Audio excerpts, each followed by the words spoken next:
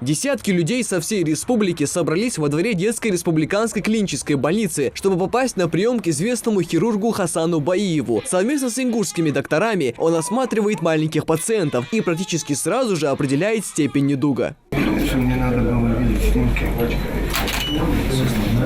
После того, как установлен диагноз, хирург дает дальнейшие рекомендации. Кто-то нуждается в операции, других можно вылечить без хирургического вмешательства. Родители приводят своих детей с разными проблемами. Амина Наурбиева приехала с дочкой из Малгобека, чтобы получить консультацию. Такой шанс нельзя было упустить, делится женщина. Вчера вечером буквально услышала, что будет такая акция, что к нам в республику приезжает такой врач, такого уровня, специалист.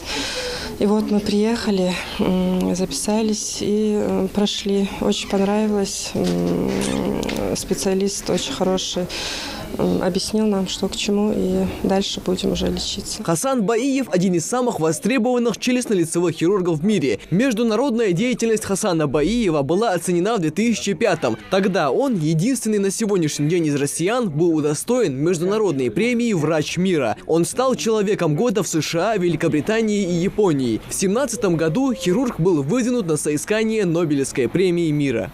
В первую очередь хочу сказать, что организовано здесь, конечно, на высшем уровне. Вот. И сегодня мы отбираем детей с рожденной аномалией детей. Вот. Это односторонное, двухсторонное расщелина верхней губы, потом расщелина твердой, мягкой небы.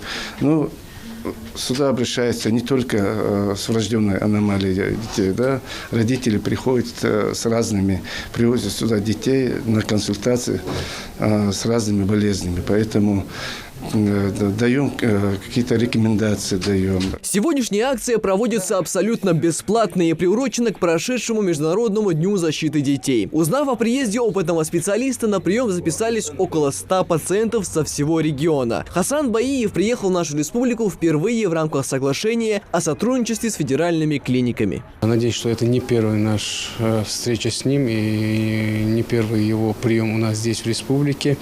В рамках вот этого сотрудничества с ним мы надеемся повысить квалификацию наших специалистов, врачей челюстно-лицевых хирургов, потому что врожденные пороки развития челюстно-лицевой области, они сейчас на данный момент в детском здравоохранении стоят очень остро. По итогам консультации будут составлены списки, по которым будет решаться, какие пациенты будут прооперированы, а какие будут наблюдаться у врачей ДРКБ. Михаил Тангиев, Акрамат Дасхоев, Новости 24.